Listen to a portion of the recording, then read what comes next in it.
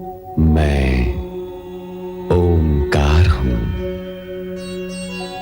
धरती से लेकर आकाश तक व्याप्त अनेक रूप रंग आकार प्रकार के सजीव निर्जीव चित्र मेरे द्वारा ही बनाए गए हैं। मैं सृष्टि का प्रथम चितेरा प्रथम चित्रकार हूं। मैं ओंकार हूं। उत्तेजित और दुखी दक्ष पिता ब्रह्मा के पास जाकर पूछते हैं कि वे स्वयं सृष्टि करता हैं, फिर शिव की आराधना क्यों करते हैं। मार्ग में नारद से मिलने पर उनसे भी वे रोहिणी की ही चर्चा करते हैं। पुत्र के व्यवहार से दुखी होकर अत्रि व अनुसूया शिव के नाम का जाप करते हैं। कैलाश पर वे सती को भी शिवाराधना में निमग्न देखते हैं। एक रात्रि जब चंद्र रोहिणी को चुपचाप ले जाने दक्ष भवन में आता है तो दक्ष उसे श्राप देते हैं कि उसकी सुंदर काया को क्षय रोग नष्ट कर देगा। देवराज, देवराज, देवराज, गुरु बृहस्पति, देवराज इंद्र, देवी इंद्राणी और समस्त देवतागण, अत्यंत कष्टकारक समाचार है। कष्टकारक समाचार? ऐसी क्या अनहोनी हो गई वायुदेव? प्रजापति दक्ष के शाप के फलस्वरूप चंद्रदेव क्षयग्रस्त होकर निस्तेज हो गए हैं। उनके प्रकाश के अभाव में पृथ्वीलोक और नक्षत्र लोक में मलिनता छा गई है। वातावरण प्रदूषित होने लगा है और सृष्टि की व्यवस्था का संतुलन बिगड़ता जा रहा है। देव,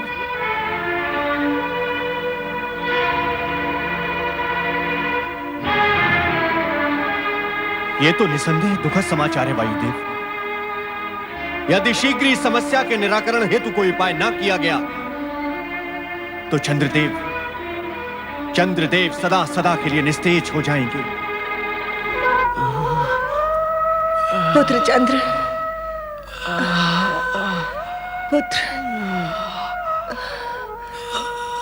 पुत्र चंद्र।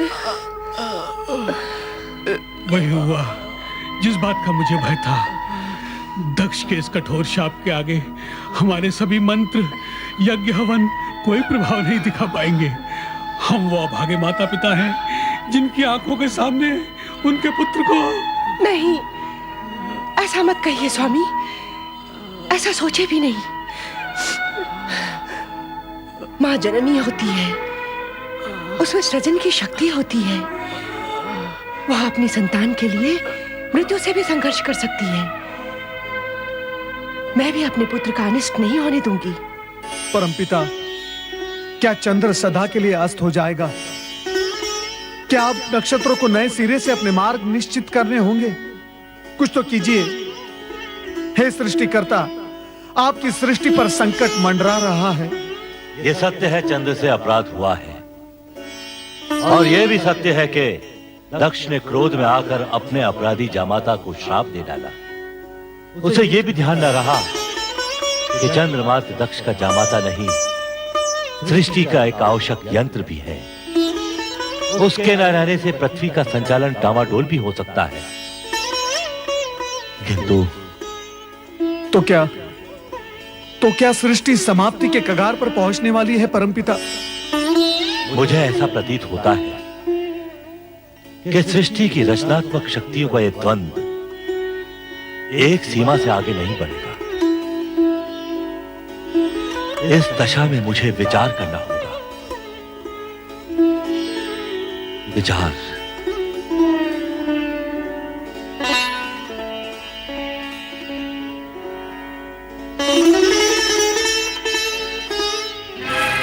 देवऋषि, वहां सृष्टि पर विपत्ति के बादल मंडरा रहे हैं और ब्रह्मा जी ध्यान में डूबे हुए हैं। इस समय इनके ध्यान में मात्र सृष्टि की चिंता है देवराज, अन्य कुछ नहीं।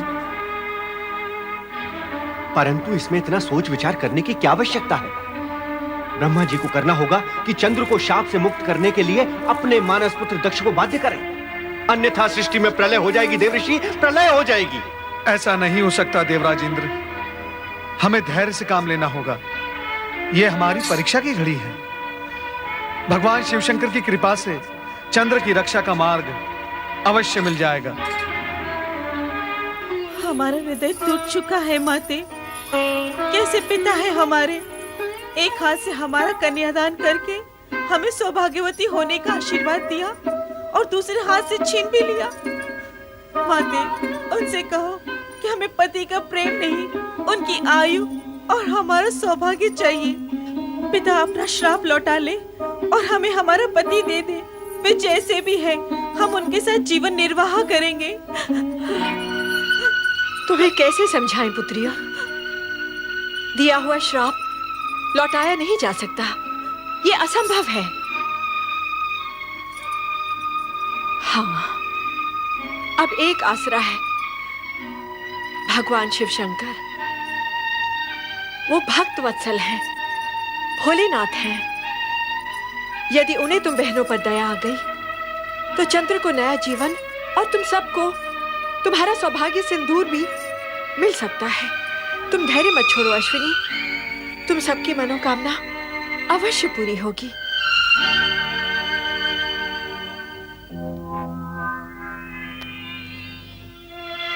ये मौन कैसा? क्या मैं इस मौन का कारण जान सकता हूं? महारानी, कोई मेरे प्रश्न का उत्तर क्यों नहीं देता? आपके प्रश्न का उत्तर मैं देती हूँ पिताश्री। देखिए, देखिए इन्हें। ये आपकी वही प्रिय पुत्रियां हैं जिनके सौभाग्य चंद्र पर दक्ष नाम का ग्रहण लग गया है, जो चंद्र को निगल जाना चाहता है। पुत्री! क्रोधित मत होइए पिताश्री, और इतना मंगल करने के पश्चात आपको मुझे पुत्री कहने का भी कोई अधिकार नहीं। मैं जा रही हूँ अपने पति के पास। तुम वहां नहीं जाओगी, और यदि तुमने मेरी आज्ञा की अवहेलना की तो आप मुझे भी श्राप दे दीजिएगा। इससे अधिक आप कर भी क्या सकते हैं? माते, जीवन मृत्यु के इन संघर्ष क्षणों में मैं अपने पति को एकाकी नहीं छोड़ सकती। मैं जा रही हूँ।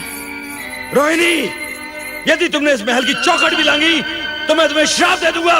बस कीजिए, बस। यदि आप इन पुत्रियों के पिता हैं तो मैं माता हूँ।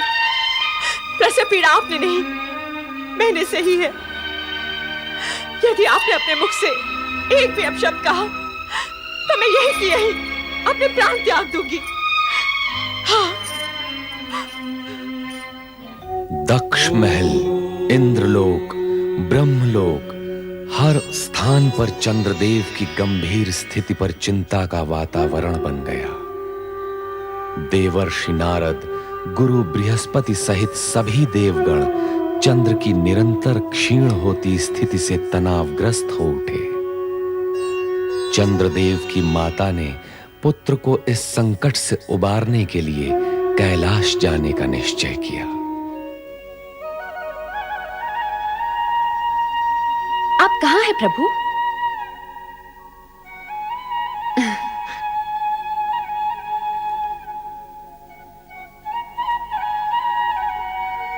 आपके चरणों में मेरी पूजा स्वीकार हो प्रभु।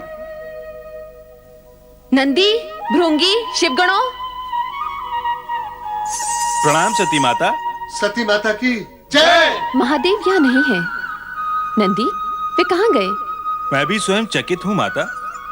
जब भोलेनाथ के दर्शन के लिए मैं आया था तो भोलेनाथ यहाँ पर समाधि में लीन थे। अब पता नहीं कहाँ अदृश्य हो चुके हैं। प्रणाम महादेवी सती। संभवतः आप मुझे जानती नहीं, जानेंगी भी कैसे? आप मुझे प्रथम बार देख रही हैं। आप कौन हैं देवी? हम सब ये जानने के लिए उत्सुक हैं।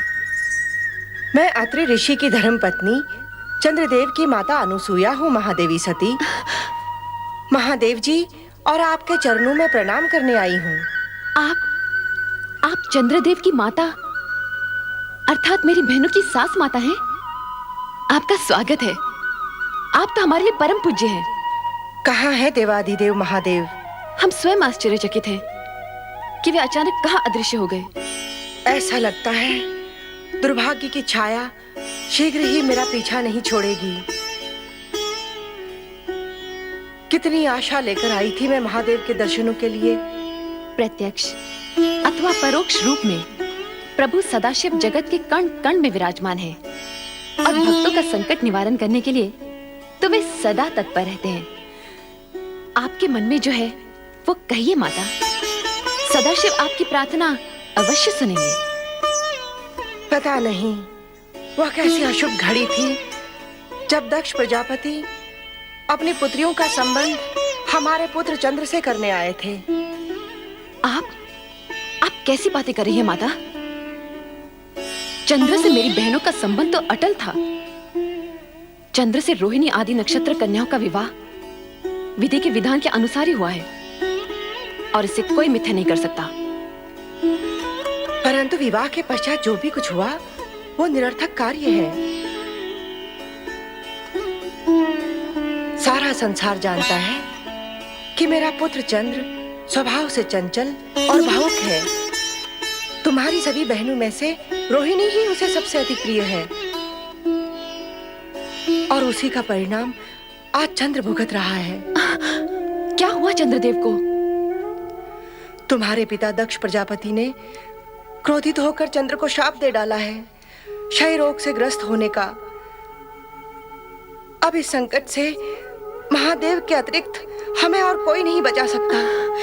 पिताश्री, ये आपने क्या कर दिया? अपने ही जामाता को श्राप देकर अपनी पुत्रियों को वैधव्य की काली छाया की ओर ढकेल दिया। किंतु माता, मैं आपको विश्वास दिलाती हूं कि मेरे पिताश्री का श्राप चंद्रदेव को नष्ट नहीं कर सकता। आपको विश्वास है? कैसे? विधाता के विधान के अनुसार सूर्य, चंद्र, ग्रह, नक्षत्र अमर है। प्रलय काल तक इन्हें कोई नहीं मिटा सकता। हाँ, श्राप से इन्हें कष्ट अवश्य हो सकता है। मैं चंद्र के कष्ट निवारण के लिए ही महादेव जी की शरण में आई हूँ। मुझे कष्ट निवारण का कोई उपाय बताइए महादेवी जी। चराचर पति शिव जी की अखंड आराधना से असंभव भी संभव हो जाता है। मैंने भी आराधना द्वारा ही कैलाश में शिव चरणों में स्थान पाया है। श्राप का प्रभाव नष्ट करने का एक ही उपाय है और वो है मृत्युंजय महादेव की आराधना। ओम नमः शिवाय, मृत्युंजय महादेवाय नमोस्तुते।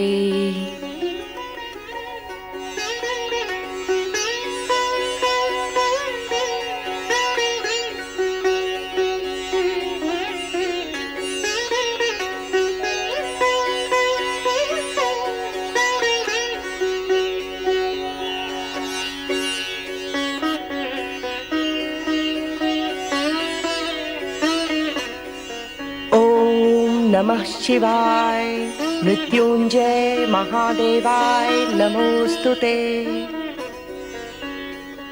परमपिता ब्रह्मा, आपने शिवाराधना करके चंद्र की श्राप मुक्ति का उपाय अवश्य जान लिया होगा। कृपया हमें बताएं।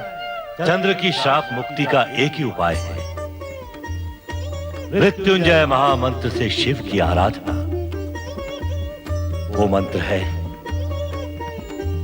ओम नमः शिवाय, मृत्युंजय महादेवाय नमोस्तुते। मृत्युंजय महामंत्र? हाँ, मृत्युंजय महामंत्र से शिव की अटूट कृपा प्राप्त होती है और मृत्यु का भय दूर हो जाता है। परमपिता, हम सब मिलकर इस मृत्युंजय महामंत्र से शिव की आराधना करेंगे और चंद्र के कष्ट का अंत अवश्य करेंगे परमपिता।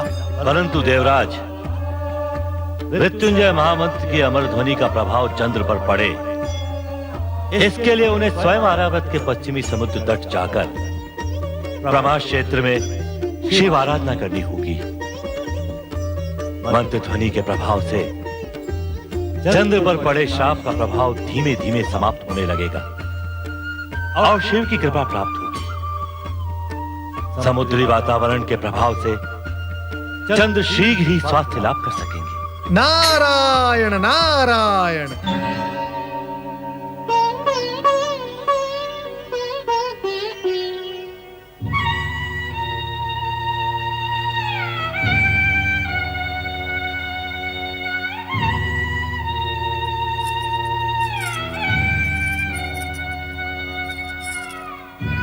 स्वामी, आपकी दुर्दशा मेरे ही कारण हुई है। इसके लिए मैं अपने आप को कभी क्षमा नहीं करूंगी। रोहिणी, बहू, इस तरह अपने आप को दंडित करने से कुछ नहीं होगा। हम दोनों को मिलकर ही चंद्र को बचाने का उपाय करना होगा। माताश्री,